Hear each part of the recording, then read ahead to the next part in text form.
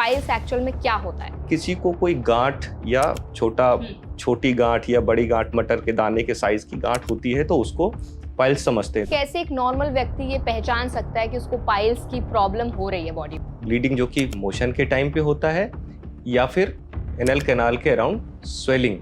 ज्यादा जंक खाते हैं उनको भी पाइल्स की प्रॉब्लम होने के ज्यादा चांसेस होते हैं? तो एक्चुअली सिर्फ एक स्पाइसेस की वजह से पाइल्स नहीं होता है। मतलब जो लोग घंटों घंटों वॉशरूम्स में बिताते हैं उनको अब मतलब अलर्ट हो जाना चाहिए। बिल्कुल अलर्ट हो जाना चाहिए। किस एज ग्रुप के लोगों को ज्यादा पाइल्स होने के चांसेस होते हैं? 30s से लेकर के 50s तक। कि मोस्टली लोग वेस्टर्न टॉयलेट्स का इस्तेमाल करते हैं, है ये कारण? हमारा जो नेचुरल भगवान ने बनाया है जो मोशन बावल मूवमेंट का, that is squatting position. Doctor, constipation की वजह से पाइल्स होता है या पाइल्स की वजह से कॉन्स्टिपेशन होता है? ये बड़ा कंफ्यूजन। देखिए, कॉन्स्टिपेशन की वजह से पाइल्स होते हैं, ना कि पाइल्स की वजह से कॉन्स्टिपेशन होता है। ऑल्सो सर, क्या ये जेनेटिकली स्प्रेड होता है? जो फैमिली में डाइटरी हैबिट्स रहती हैं सेम ऑलमोस्ट बच्चों में भी वैसे ही डाइटरी हैबिट्स रहती हैं। अगर उनकी डाइटरी हैबिट्स ऐसी हैं जो कॉन्स्टिपेशन कॉज कर सकती हैं तो बच्चे बहुत ज़्यादा प्रोन होते हैं। प्रेगनेंसी के टाइम पे वुमेन को क्रेविंग बहुत ज़्यादा होती है। नॉर्मल पर्सन को अगर वो चीज़ें ट्रिगर कर सकती हैं तो प्रेगनेंसी में रिस्क बहुत ज़्यादा बढ़ जाता है। पाइल्स कैंसरस भी हो सकता है? जो कैंसर के जो भी एनोरेक्टल कैंसर के पेशेंट्स होते हैं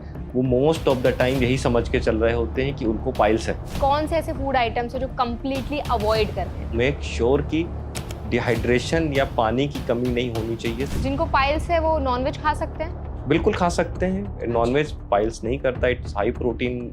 अगर बॉडी से खून निकल रहा है तो बॉडी में खून की कमी भी होती है पाइल्स की वजह से? पाइल्स की वजह से खून की कमी नहीं होती है। तो अल्कोहल कंज्यूम करते हैं उनको पाइल्स होने के चांसेस ज्यादा होते हैं? इनडायरेक्टली पाइल्स को हेल्प करता है होने में। पाइल्स अगर मैंने डॉक्टर को बता दिया, सर्जन को, तो वो ऑपरेट कर देगा। आफ्टर सर्जरी वो आसानी से अपना स्टूल पास कर लेते हैं? कुछ टाइम तो लगता होगा हीलिंग के लिए? Most of the patient usually next day या next to next day motion pass कर लेते हैं और वो सारा डर चला जाता है। मैंने देखा है सर, बहुत से लोग ना हल्दी का भी इस्तेमाल करते हैं। किसी एक चीज़ पे डिपेंड नहीं रहना चाहिए, सिर्फ हल्दी ही पी रहे हैं तो मैंने तो नहीं देखा है कि अभी सिर्फ हल्दी पीने से पूरी तरीके से ठीक हुआ।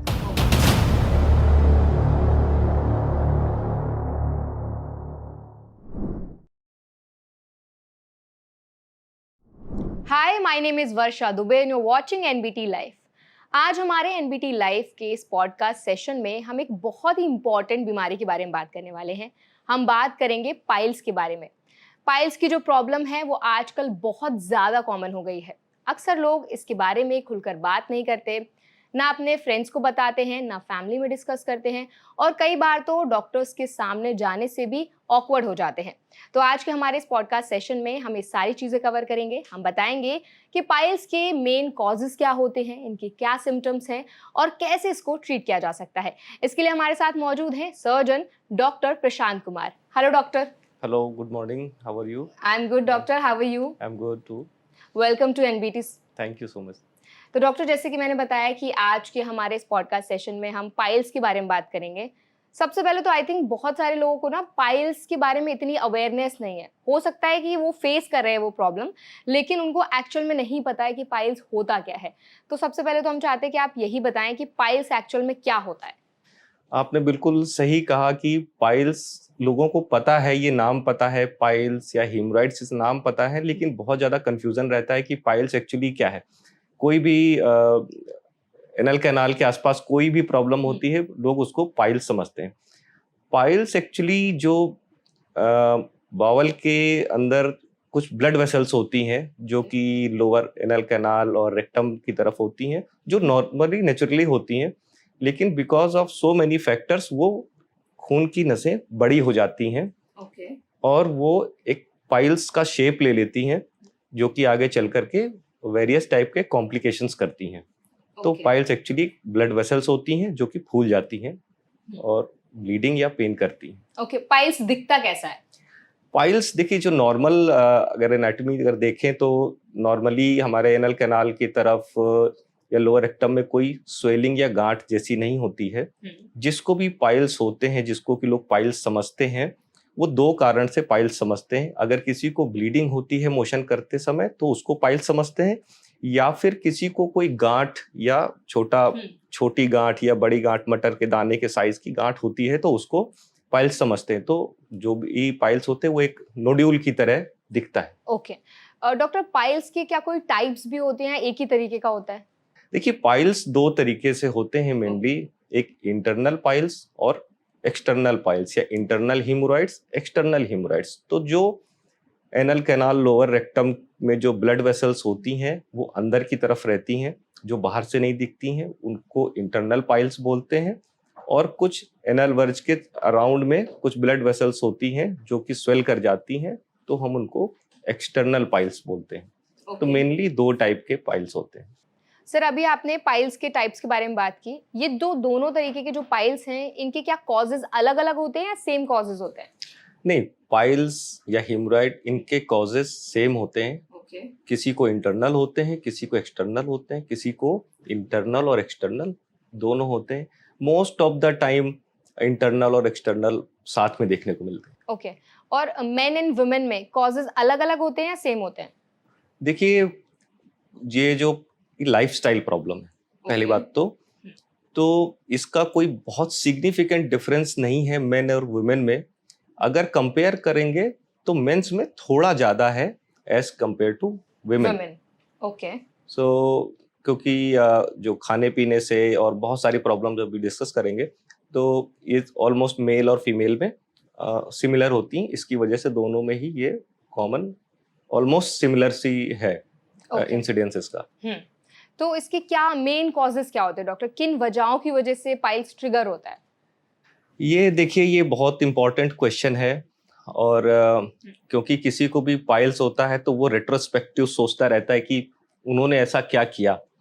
तो कोई एक फैक्टर नहीं है, इसके बहुत सारे फैक्टर है।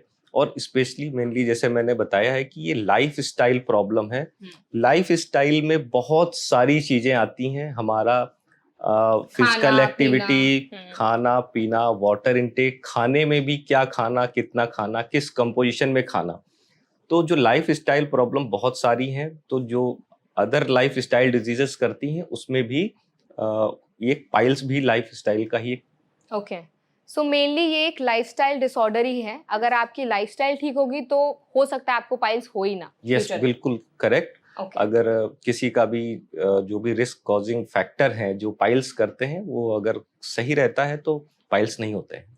सर, मैं आपसे जानना चाहूंगी कि पाइल्स के सिम्टम्स क्या होते हैं? मतलब कैसे एक नॉर्मल व्यक्ति ये पहचान सकता है कि उसको पाइल्स की प्रॉब्लम हो रही है बॉडी में? हाँ, ये बहुत बारी लोग ये सवाल पूछते हैं कि उनको पाइल्स कैसे समझें कि वो पाइल्स है। तो अगर मेनली अगर हम स्पेसिफिकली पाइल्स के लिए बात करें तो पाइल्स मेनली दो तरीके से प्रेजेंट करता है। आइदर ब्लीडिंग जो कि मोशन के टाइम पे होता है, या फिर एनल कैनाल के अराउंड स्वेलिंग। किसी किसी को ये दोनों ही सिम्टम्स हो सकते हैं, ब्लीडिंग और स्वेलिंग बोथ। तो अगर और पेनलेस, जो पाइल्स का कैरेक्टरिस्टिक है ये पेनलेस ब्लीडिंग है और मोशन के टाइम पे ही होता है। ऐसे जब मोशन नहीं पास कर रहे होते, बावल मूवमेंट नहीं कर रहे होते हैं, तब ऐसे स्पॉन्टेनियस ब्लड फ्लो नहीं होता है। कपड़ों में कपड़े खराब नहीं होते हैं क्योंकि इसके अलग सिग्निफिकेंस हैं। तो पाइल्स मेनली ब्लीडिंग, स्वेलिंग या फिर बोथ। तो यही इसके मेन सिम्टम्स होते हैं। सर, हो सकता है क्या बॉडी में ये जो सिम्टम्स है किसी और परेशानी की वजह से भी दिखाई दे? हमेशा यही होता है कि पाइल्स की वजह से ही है? देखिए, ये बहुत इम्पोर्टेंट क्वेश्चन है एक्चुअली, कि किसी को भी अगर ब्लीडिंग हो रही है तो वो उसको पाइल्स मान लेते हैं। लेकिन किस एज पे है, ब्लड का कलर कैसा है। अच्छा। पाइल्स में स्पेसिफिकली जो फ्रेश रेड, एकदम टोमेटो वाला रेड जो है ब्लड आता है। अगर किसी को ब्लैक कलर का ब्लड आ रहा है, बहुत ओल्ड एज है, अचानक से स्टार्ट हुआ है, पूरी लाइफ कोई प्रॉब्लम नहीं रही है, बार बार डायरिया हो रहा है, मोशन के साथ मिक्स होकर के आ रहा है, तो ये अदर डिजीजेस के सिम्टम्स हो सकते हैं। ओके। पाइल्स में इटसेल्फ वो painless fresh bleeding during the bowel motion movement painless होती है। ओके।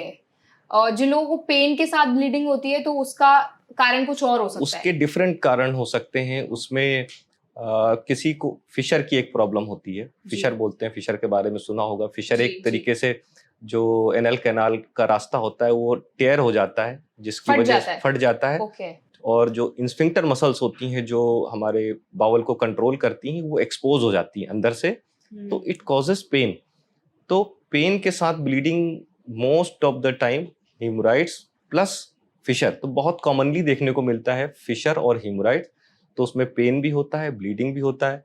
फिशर में भी ब्लीडिंग होती है, लेकिन यूजुअली उसका वॉल्यूम कम होता है, और हिमोराइड्स में या पाइल्स में ब्लीडिंग का वॉल्यूम ज्यादा होता है। अच्छा, अक्सर लोगों को लगता है कि फिशर और पाइल्स एक है, बट अभी आपने बताया कि फिशर अलग होता है। यस यस, फिशर और पाइल्स दोनों डिफरेंट चीजें हैं।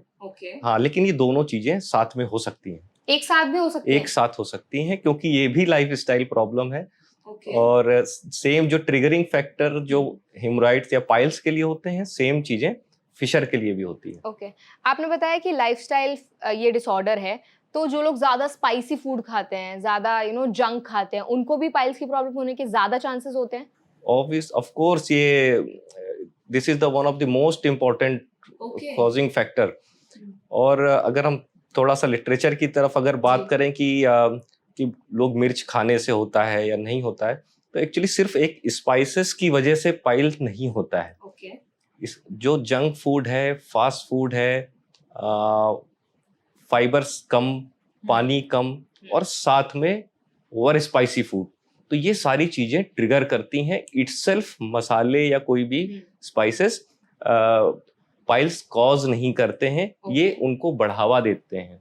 अच्छा, ये और ज्यादा उसको पुश करते हैं, और उसके सिम्टम्स पेशेंट को ज्यादा आते हैं अगर स्पाइसेस ज्यादा खाने से। मतलब जो खाना हमारी बॉडी से अच्छे से बाहर नहीं निकल पाता है, उस खाने की वजह से पाइल्स हो सकता है। yes, अगर बात करें कि ये होता कैसे है, पाइल्स का मैकेनिज्म ऑफ एक्शन, तो यही है कि अगर स्ट्रेन कर रहे हैं किसी भी कारण से, बाउल मूवमेंट के टाइम पे स्ट्रेनिंग हो रही है, लोअर रेक्टम, एनल कैनाल पे प्रेशर पड़ रहा है लंबे समय तक, वो सारी चीजें पाइल्स कर सकती हैं। चाहे वो डाइट में बैलेंस डाइट ना हो, चाहे हार्ड स्टूल्स हो, चाहे बहुत सारी भी प्रेगनेंसी वगैरह में भी ये सारी चीजें हैं। तो जो भी कॉजिंग फैक्टर हैं, वो एनल कैनाल और लोअर रेक्टम में लंबे समय तक प्रेशर, लंबे समय तक स्ट्रेन करने से होता है। सबसे कॉमनली अगर हम इन जनरली बात करें तो बाउल हैबिट्स, जो आजकल के टाइम पे देखने को मिलता है, एक तो डाइट सही नहीं होने से कॉन्स्टिपेशन होता है, फिर लोग के पास टाइम ज़्यादा है, they want to spend a lot of time inside the toilet, phone लेकर के बैठना, अखबार लेकर के बैठना, इस उम्मीद में कि पेट पूरा साफ होगा। और जो कहीं तक कई बार जाते हैं, 2 बार 3 बार 4 बार पेट साफ करने के लिए, ये सारी चीजें पाइल्स करती हैं। ये यही है जो मेन फैक्टर, तो यही है कि यही पाइल्स करते हैं। बाकी सारी चीजें एड ऑन है उस पे। मतलब जो लोग घंटों घंटों वॉशरूम्स में बिताते हैं, उनको अब मतलब अलर्ट हो जाना चाहिए। बिल्कुल अलर्ट हो जाना चाहिए। अगर हम बात करें तो एक इंडिया में अपने लाइफ टाइम में एक इंसान, मतलब 50% लोग पाइल्स रिलेटेड सिम्टम्स फेस करते हैं इन देयर लाइफ टाइम, और उसमें से अराउंड 10% लोगों को सिग्निफिकेंट प्रॉब्लम होती है एट ए टाइम। अभी ओवरऑल पॉपुलेशन में अगर इसको हम कैलकुलेट करें तो लगभग 5% पॉपुलेशन, 5% जनता को हिमोरॉइड, यस, एट ए टाइम 5% लोगों को हिमोरॉइड या पाइल्स रिलेटेड सिम्टम्स होते ही होते हैं।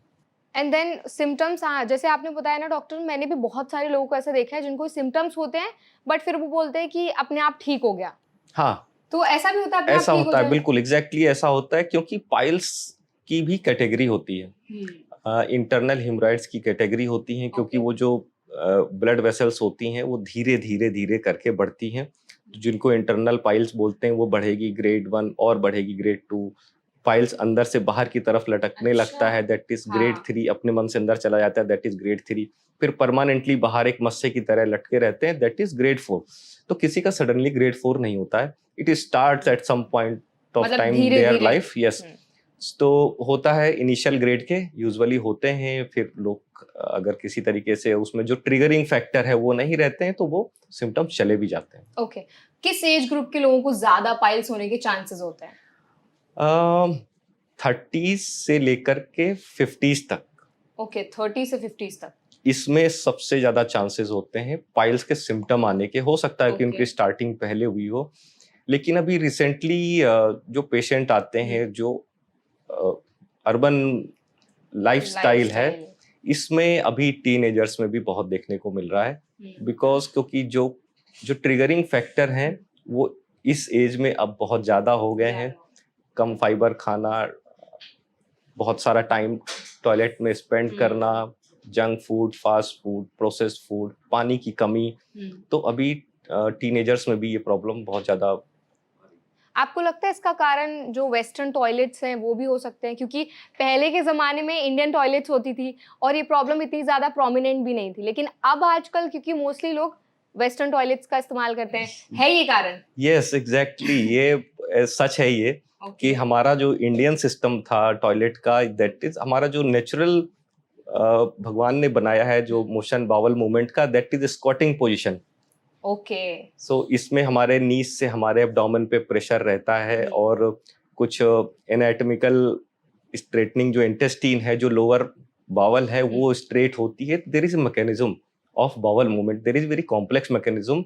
हम ऐसे नहीं है, बहुत सारा सिस्टम में ट्रिगर होता है, बहुत सारे नर्व्स काम करते हैं, प्रेशर बिल्डअप होता है, इंटेस्टीन का अलाइनमेंट होता है, and that best come in the squatting position.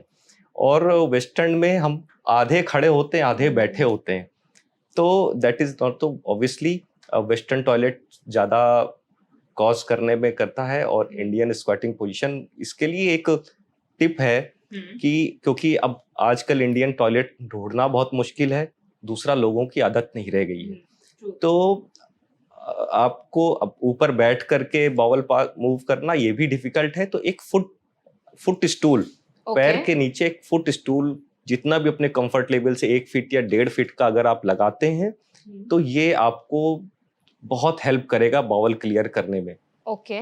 तो जिन लोगों को कॉन्स्टिपेशन की भी प्रॉब्लम रहती है उनके लिए भी हेल्पफुल रह सकता है? उनके लिए डेफिनेटली उनके लिए भी हेल्पफुल है, क्योंकि कॉन्स्टिपेशन के भी बहुत सारे मैकेनिज्म होते हैं कि स्टूल नहीं पास कर पाते हैं, तो there are so many reasons, उसमें से एक ये भी है।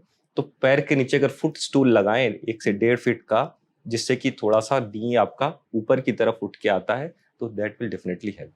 डॉक्टर, कॉन्स्टिपेशन की वजह से पाइल्स होता है या पाइल्स की वजह से कॉन्स्टिपेशन होता है? ये बड़ा कंफ्यूजन है।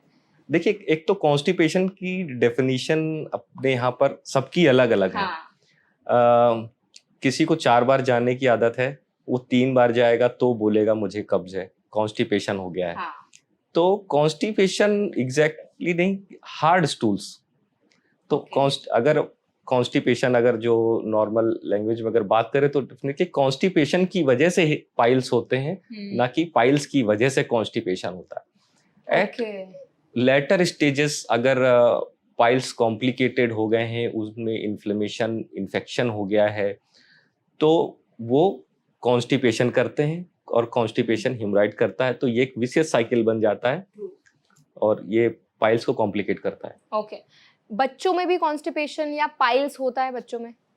देखिए, पाइल्स बच्चों में यूजुअली नहीं देखने को मिलता है। टीन एज से कम में अगर किसी को, क्योंकि पाइल्स का जो डेफिनेशन है यूजुअली यही होता है कि अगर ब्लीडिंग हो रहा है तो पाइल्स है।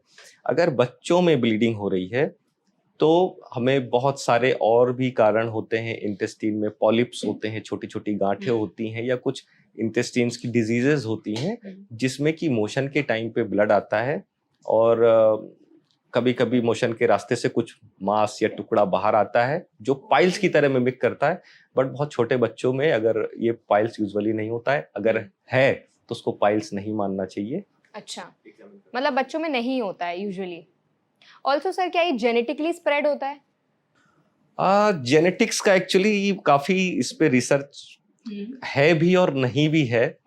Directly itself genetically piles cause नहीं करता है, लेकिन जो पाइल्स का मैकेनिज्म है, पाइल्स के मैकेनिज्म में जैसे पाइल्स जब होता है तो ब्लड वेसल्स डायलेट हो जाती हैं, रेक्टम और एनल कैनाल का रास्ता थोड़ा सा अंदर की म्यूकोजा लूज हो जाती है, तो कुछ जेनेटिक फैक्टर होते हैं जो कि वो चीजें जल्दी ट्रिगर करती हैं। बट इनका कोई बहुत अभी डायरेक्ट स्टडीज इसमें नहीं है, एनवायरनमेंट मिला हुआ होता है। और दूसरा क्या है कि जेनेटिक बहुत सारे आते हैं, पेशेंट्स बोलते हैं कि फादर को था या इनको था, ये मुझे भी हो गया।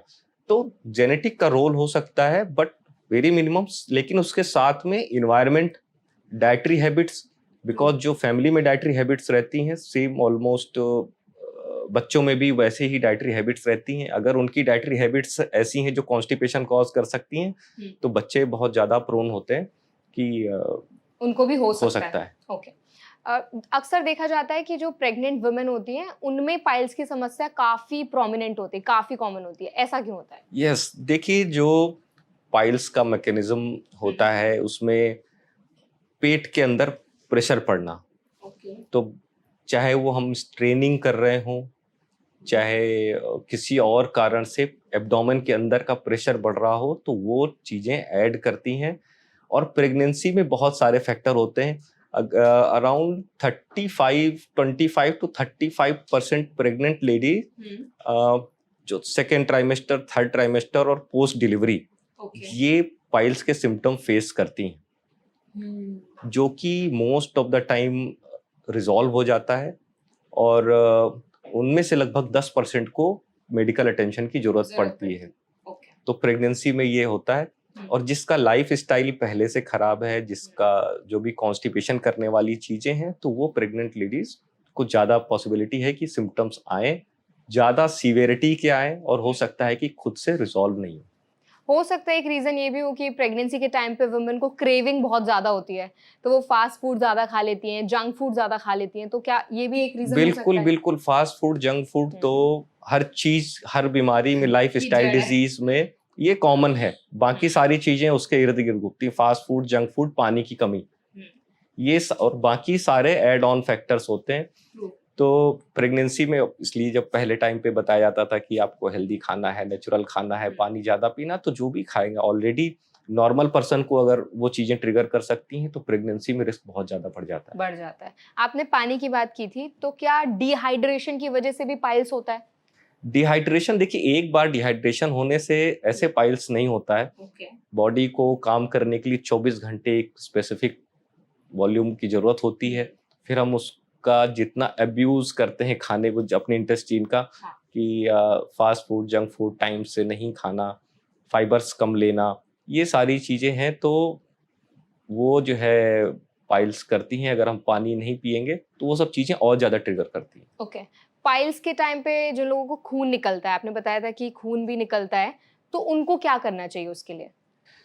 देखिए अगर किसी को जो पाइल्स के प्रोन एज में है, यंग एज में है, और ब्लड आ रहा है, ब्लड पेनलेस है, फ्रेश रेड है, यूजुअली डाइट से और अच्छे से फाइबर्स लेने से, पानी लेने से सबसाइड हो जाता है।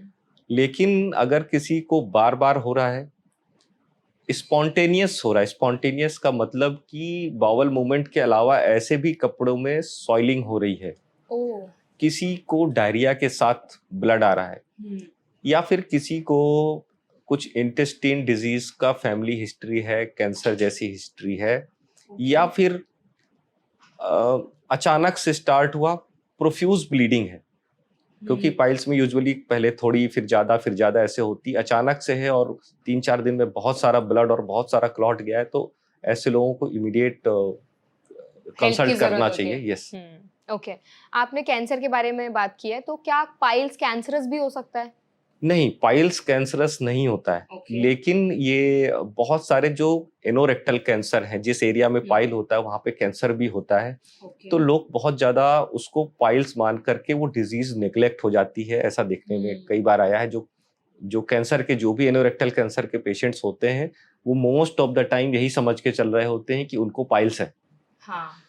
तो जो मैंने सिम्टम्स बताए हैं कि अगर एक तो ब्लैक स्टूल आ रहा है, बार बार आ रहा है, फ्रीक्वेंसी बढ़ गई है, अचानक से स्टार्ट हुआ है, लेट एजेस में हुआ है, और 7 से 10 दिन में ऐसे बिल्कुल बार बार ब्लड आ रहा है, साथ में वेट लॉस है, तो ये कुछ अनयूजुअल से सिम्टम है। तो ये कैंसर हो सकते हैं जो कि पाइल्स जैसे सिम्टम देते हैं, नॉट कि पाइल्स कैंसर नहीं करता है। ओके।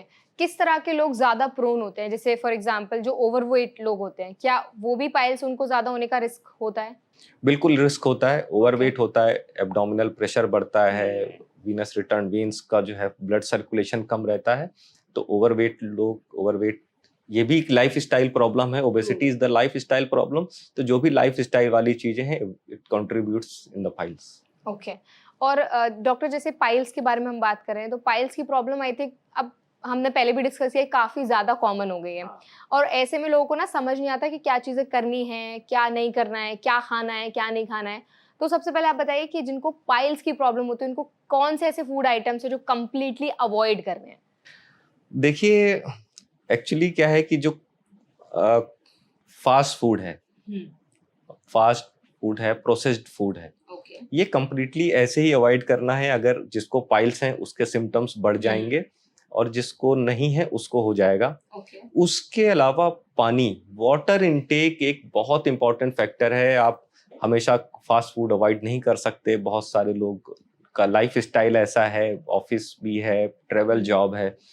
तो अगर कुछ ऐसा चल रहा है लाइफ में कि आप बैलेंस डाइट नहीं ले पा रहे हैं, तो मेक श्योर कि डिहाइड्रेशन या पानी की कमी नहीं होनी चाहिए, सफिशिएंट वाटर इनटेक रहना चाहिए। इससे काफी हद तक बचा जा सकता है। ओके और किस तरह के फूड आइटम्स जो हैं वो शामिल करने बहुत जरूरी है जिनको पाइल्स की प्रॉब्लम ऑलरेडी है? देखिए, फाइबर्स, फाइबर और वाटर। नाउ अब हर इलाज में वाटर आने वाला है, तो कुछ भी है वाटर इनटेक कम नहीं, साथ में फाइबर्स। तो हाई फाइबर डाइट लेनी है। सबका अपना अपना डाइटरी कल्चर होता है। किसी की फैमिलीज, क्योंकि सब कोई राइस नहीं खाता है, सब कोई दालें नहीं खाता है, तो बहुत सारे वेजिटेबल्स हैं, बहुत सारी दालें हैं, बहुत सारे फ्रूट्स हैं, बहुत सारे वेजिटेबल्स हैं जिनमें कि फाइबर्स होते हैं।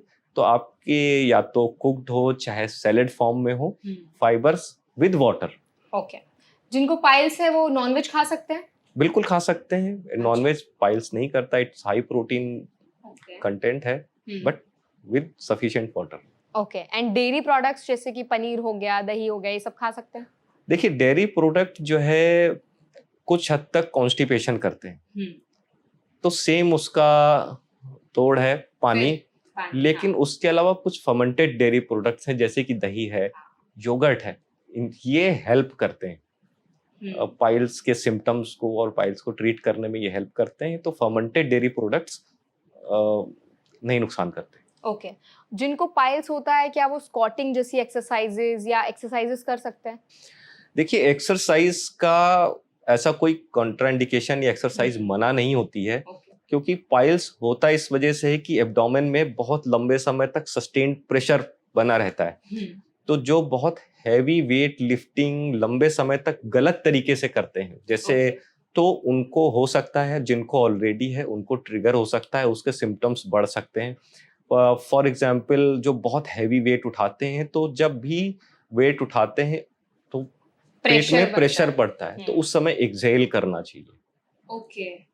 और जब वेट रख रहे हैं तब इनहेल करना चाहिए। अगर गलत तरीके से करते हैं तो पाइल्स के सिम्टम्स ट्रिगर हो सकते हैं या बढ़ सकते हैं। अच्छा, मतलब एक्सरसाइज करने के बावजूद भी पाइल्स हो सकता है, लेकिन आपने जैसे टेक्निक बताई, अगर वो टेक्निक फॉलो करते हैं तो काफी ज्यादा चांसेस होते हैं कि नहीं होगा। देखिए, वही एक्सरसाइज से कंफ्यूज नहीं होना है कि कोई जो है सिंपल वॉकिंग, रनिंग, एवरीथिंग लोग काउंट करते हैं। तो वेरी हैवी वेट लिफ्टिंग जिसमें कि पेट में प्रेशर बहुत ज्यादा पड़ रहा है, बहुत समय तक पड़ रहा है, और वो बंदे बहुत समय तक रेगुलरली सेम चीजें कर रहे हैं गलत तरीके से, तब एक्सरसाइज का है।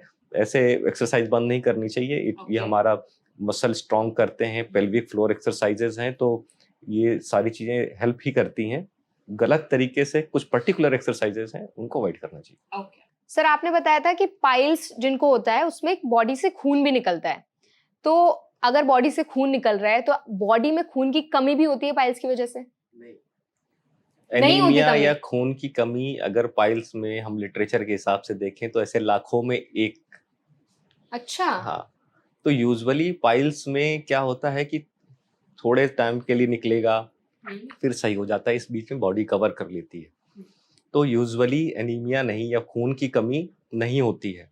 अगर किसी को पाइल्स के साथ खून की कमी है तो कोई अदर फैक्टर्स हो सकते हैं, और उसको हमेशा उसको एज ए रेड फ्लैग लेना चाहिए कि पाइल्स की वजह से खून की कमी नहीं होती है। ओके मतलब क्योंकि आई थिंक आपने बताया ना, तो अब मुझे आई गॉट टू नो कि ऐसा नहीं होता है। बस यूजुअली मैंने जितना लोगों से सुना है, दे टेल कि पाइल्स में खून की कमी भी हो जाती है बॉडी में। नहीं, अगर खून की कमी हो रही है तो कुछ और कारण हो सकते हैं जिनकी खून की कमी या फिर पाइल्स नहीं, कैंसर, इंटेस्टाइन की बहुत सारी डिजीजेस हैं जिसमें कि ब्लड लॉस होता है, जो कि एनीमिया कर सकती है। पाइल्स इटसेल्फ हीमोग्लोबिन नहीं करता सिग्निफिकेंटली कम नहीं करता है। है। ओके सर, जो लोग एनल इंटरकोर्स करते हैं, क्या उसकी वजह से भी पाइल्स ट्रिगर होता है या पाइल्स का रिस्क रहता है? देखिए हाँ, anal intercourse definitely risk factor है, और अगर किसी को इनिशियल ग्रेड के हैं तो वो बढ़ सकते हैं या वो कॉम्प्लिकेट हो सकते हैं। मतलब उससे बढ़ने के चांसेस होते हैं? बिल्कुल होते हैं। ओके। अगर हम पाइल्स की बात करें तो ऐसी कौन सी चीजें हैं जिनका ध्यान रखना बहुत जरूरी है जिनको पाइल्स की प्रॉब्लम है? देखिए, जिनको पाइल्स की प्रॉब्लम है, फर्स्ट ऑफ ऑल तो उनको एक तो असेसमेंट कराना चाहिए, क्योंकि ये बहुत कॉमन बीमारी है। ये जो एनोरेक्टल डिजीजेज हैं, पाइल्स, फिशर, फिस्चुला, ये सारी चीज़ें काफ़ी कॉमन है, और पाइल्स, फिशर ये लाइफ स्टाइल की वजह से बहुत ज़्यादा बढ़ रही हैं। तो हमेशा बेटर रहता है कि आप टाइमली उसका पहले तो असेसमेंट कराइए कि वो पाइल्स ही है या कुछ और है। इसके लिए क्या क्या टेस्ट कराए जाते हैं? देखिए, इसके लिए तो सबसे पहले एग्जामिनेशन जो है, इसका जो फिजिकल एग्जामिनेशन होता है, इसको सर्जन करते हैं। प्रोक्टोस्कोपी, एनोस्कोपी बोलते हैं, और सिग्मोइडोस्कोपी, जो कि बोलते हैं कि कैमरे से इंटेस्टाइन की जांच है। तो ये 2-3 मेन टेस्ट हैं जिनसे कि पता चल जाता है कि ये पाइल्स है या नहीं है। ओके। क्या डूज एंड डोंट्स हैं जो आप हमारी ऑडियंस को सजेस्ट करेंगे? डूज तो अब, क्योंकि इसकी शुरुआत ही है, जो हमारे मॉडिफाइबल फैक्टर्स हैं, तो हम उनको ही करेक्ट कर सकते हैं। जिसमें से कि हम डाइट ही करेक्ट कर सकते हैं। जो इसका डाइट और वाटर इनटेक, ये सबसे इम्पोर्टेंट है। तो हमें खाने में हाई फाइबर बैलेंस डाइट लेनी है। Fast food, junk food, processed food, ये इतना ज़्यादा अभी आजकल इनका फैशन है, और यही चीज़ें मल्टीप्लाई करती हैं सारी चीज़ें। साथ में ओबेसिटी है, पानी की कमी है। तो ये जो 4-5 डाइट हो गया, ओबेसिटी हो गया, एक्सरसाइज, फिजिकल एक्टिविटी की कमी और पानी की कमी, ये हमेशा ध्यान रखने होते हैं जिसको भी पाइल्स है। ओके सर, जो लोग अल्कोहल कंज्यूम करते हैं उनको पाइल्स होने के चांसेस ज्यादा होते हैं? अल्कोहल इनडायरेक्टली पाइल्स को हेल्प करता है होने में। अच्छा, हाँ। ट्रिगर करता है।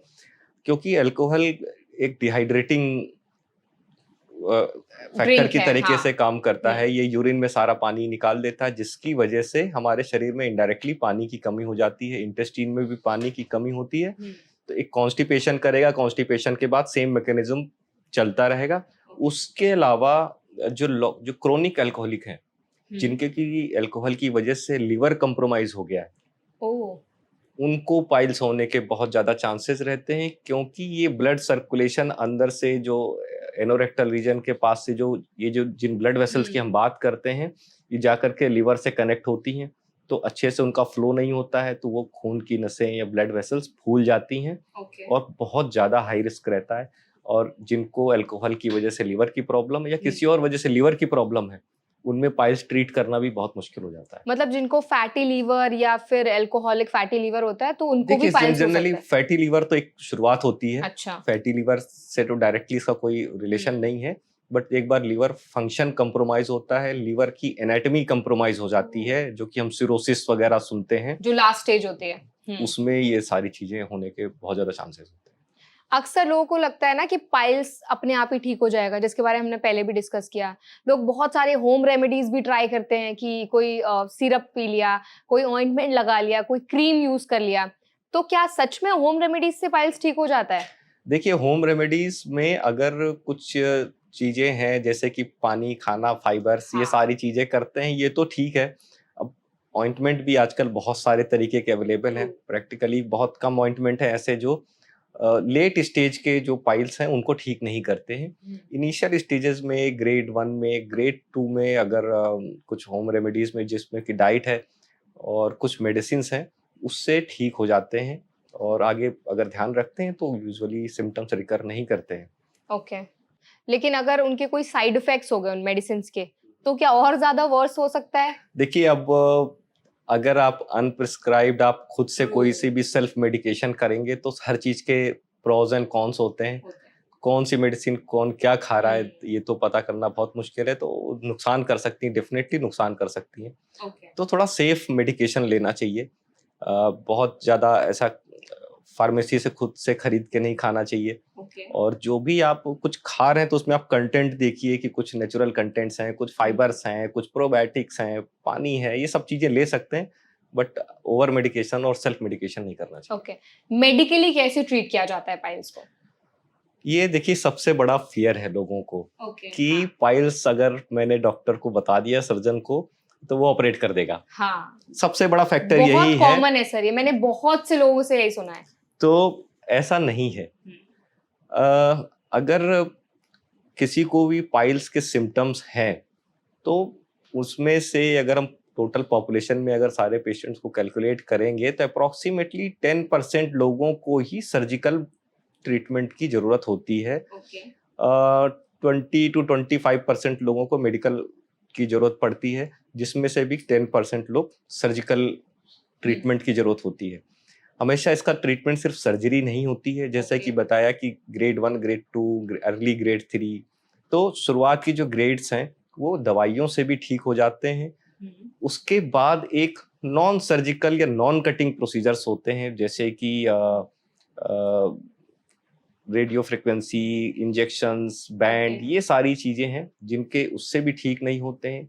लेट ग्रेड 3 है, ग्रेड 4 है, उसमें सर्जरी की जरूरत पड़ती है।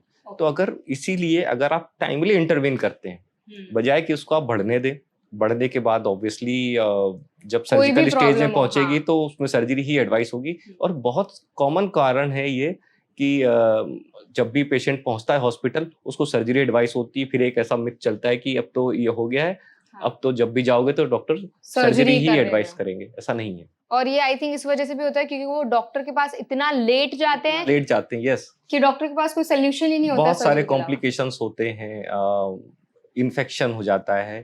थ्रोम्बोज्ड हेमोराइड नाम की एक चीज होती है जो एक्सटर्नल पाइल्स होते हैं, क्योंकि ये ब्लड वेसल्स होती हैं, इसमें ब्लड क्लॉट हो जाता है, इंटरनली क्लॉट हो जाएगा, फिर वो पेन करता है, किसी किसी को अल्सर या उस जगह पे घाव हो जाता है, तो that is very painful condition. और जो मस्सा है, जो मांस है, वो अंदर नहीं जाता है, इट्स वेरी पेनफुल। तो उस कंडीशन में डेफिनेटली सर्जरी की जरूरत पड़ती है। तो सर्जरीज में सर आप कैसे ऑपरेट करते हो? उसको कट करते हो? सर्जिकल अगर कटिंग में तो बहुत सारे आजकल मिनिमली इन्वेजिव टेक्निक्स आ गई हैं। लेजर का भी बहुत अच्छा रोल है। हाँ, लेजर का। यस। तो सर्जरी में जो नॉन कॉम्प्लिकेटेड हेमोराइड्स हैं उसमें मिनिमली इन्वेजिव सर्जरी होती है, उसको MIPH बोलते हैं या स्टेपलर सर्जरी बोलते हैं। तो उसमें इंटरनली कट होता है, बाहर से कट नहीं होता है। अगर कोई कॉम्प्लिकेटेड है या ग्रेड 4 है, वो भी कॉम्प्लिकेटेड है, उसमें बाहर से कट करते हैं। तो इसको ऐसे मिनिमली इन्वेजिव टेक्निक या ओपन टेक्निक से ऑपरेट करते हैं। तो that depends on actual condition. Okay, post surgeries क्या क्या केयर लेनी होती है? सर्जरी किस कंडीशन पे हुई है, किस लिए हुई है, उस पे पोस्ट सर्जरी, उसका रिकवरी टाइम और उसकी कंडीशन या प्रिकॉशंस उस पे ही डिपेंड करते हैं। लेकिन यूजुअली पोस्ट सर्जरी कोई स्पेसिफिक नहीं होता है। सबसे बड़ा फियर रहता है लोगों को कि वो मोशन पास कर पाएंगे कि नहीं कर पाएंगे, जबकि हेमोराइड सर्जरी के बाद ऐसा कुछ नहीं होता। लोग बोलते हैं कि मोशन रुक जाता है, तो यूजुअली नहीं होता है, क्योंकि उसके लिए मेडिकेशंस देते हैं, कोई स्पेसिफक रिस्ट्रिक्शंस नहीं होते हैं। सेम चीज जो हमने लाइफ स्टाइल वाली बातें करी थी वो हम पेपर पे लिख करके देते हैं। Then people use to follow कि पानी ज्यादा पीना है, फाइबर ज्यादा लेना है, कॉन्स्टिपेशन नहीं होने देना है, टाइम टॉयलेट में वेस्ट नहीं करना है। तो ये सारी चीजें फॉलो करते हैं और बहुत ज्यादा प्रॉब्लम्स नहीं होती। तो सर आफ्टर सर्जरी वो आसानी से अपना स्टूल पास कर लेते हैं? कुछ टाइम तो लगता होगा हीलिंग के लिए? देखिए, हीलिंग में एक्चुअली जो आफ्टर सर्जरी जो फर्स्ट ऑफ ऑल ना पेशेंट का फियर रहता है। हमने जो देखा है, एक मन में डर बना रहता है कि उस जगह की सर्जरी हुई, मोशन कैसे पास होगा। But most of the patient usually next day या next to next day motion pass कर लेते हैं और वो सारा डर चला जाता है। अच्छा, मैंने देखा है सर बहुत से लोग ना हल्दी का भी इस्तेमाल करते हैं, उनको लगता है उसमें ना एंटीसेप्टिक प्रॉपर्टीज होती हैं तो वो ठीक हो जाएगा। क्या ये सही है? देखिए, हल्दी के तो बहुत सारे रोल हैं, आयुर्वेदा में भी है, हमारा इंडियन मेडिसिन सिस्टम सारा ये तो हल्दी के अराउंड ही घूमता है, हल्दी और नीम के अराउंड घूमता है। तो ये जैसे कि जो कॉज करने के फैक्टर्स हैं, तो एक तो मेन कॉज होता है, उसके साथ एडिशनल फैक्टर होते हैं। वैसे ही ट्रीटमेंट में भी कुछ मेन फैक्टर्स होते हैं कि हम इन चीजों को अवॉइड करते हैं, उसके अलावा एड ऑन चीजें हैं तो उनको कर सकते हैं। बट किसी एक चीज पे डिपेंड नहीं रहना चाहिए, सिर्फ हल्दी ही पी रहे हैं तो मैंने तो नहीं देखा है कि अभी सिर्फ हल्दी पीने से पूरी तरीके से ठीक हुआ हो। ओके, एट लास्ट कोई एडवाइस आप हमारी ऑडियंस को देना चाहेंगे ताकि वो इस प्रॉब्लम से खुद को बचा सके, मतलब प्रिवेंट कर सके? देखिए, ये एक्चुअली जो पाइल्स स्टार्ट होता है, ये कहीं ना कहीं पर लाइफ स्टाइल प्रॉब्लम है। लाइफ स्टाइल प्रॉब्लम आती है घर से। ये स्पेशली ये पेरेंट्स के लिए है ये मैसेज कि जिस तरीके का आजकल डाइटरी हैबिट है, ये सारी चीज़ें हैं, तो बच्चों में ओवरवेट, ओबेसिटी, कॉन्स्टिपेशन, उसके अलावा इसी से रिलेटेड सारी लाइफ स्टाइल, चाहे वो हार्ट डिजीज़ हो, डायबिटीज़ हो, तो ये शुरुआत से ही अगर बेस गड़बड़ रहता है तो आगे चल के वेरी हाई चांसेस कि बच्चे को इस टाइप की कोई भी लाइफ स्टाइल प्रॉब्लम हो। तो फर्स्ट ऑफ ऑल आपको उसका लाइफ स्टाइल सही करना है। घर पे मैंने देखा है मदर्स खुद कम पानी पीती हैं, बच्चों की प्रैक्टिस ही नहीं होती है, उन्होंने देखा ही नहीं है कि मम्मी पानी पी रही है। There should be a culture, family में एक डाइटरी कल्चर होना चाहिए। बाहर जाकर के छोटे बच्चे बड़े बच्चे क्या खा रहे हैं, but most of the time वो घर पे ही खाते हैं। तो हम घर का खाना और ये घर की डाइटरी हैबिट्स अगर सही रखें, उनके लंच में क्या मिल रहा है, डिनर में क्या मिल रहा है, साथ में पानी पीने के लिए, क्योंकि जिसको पानी पीने की आदत नहीं है उसको पानी पी करके नौजिया होता है, दे फील प्यूकिश। हाँ, सुबह सुबह में ये बहुत नॉर्मल होता है। हाँ, तो ये सिर्फ this is matter of habit. Okay, तो आप पेरेंट्स को अपनी हैबिट खुद बनानी चाहिए। उसके अलावा सेम चीजें बच्चों में, तो ये एक दिन का काम नहीं है। आप शुरुआत से ही चीजें सही रखेंगे तो हो सकता है कि वो उस डिजीज से सफर ही ना करे, या जिस डिजीज से पेरेंट्स सफर कर रहे हैं उनका बच्चा सफर ना करे। और वैसे भी बच्चे तो पेरेंट्स से ही सीखते हैं। यस यस, बेस्ट मतलब फर्स्ट क्लास जो है वो तो घर ही होता है। बिल्कुल। Thank you so much sir for such an insightful session. Thank you so much, Varsha, and thank you for having me here. It's such a great opportunity for me. Thank you Our so pleasure, much. sir. Thank you so Thank much. I hope आज की information आपको पसंद आई होगी। अगर आज का session आपको insightful लगा हो तो इस वीडियो को लाइक करें, ज्यादा से ज्यादा शेयर करें, और ऐसी और भी वीडियोस देखने के लिए हमारे चैनल एनबीटी लाइव को सब्सक्राइब करना ना भूलें।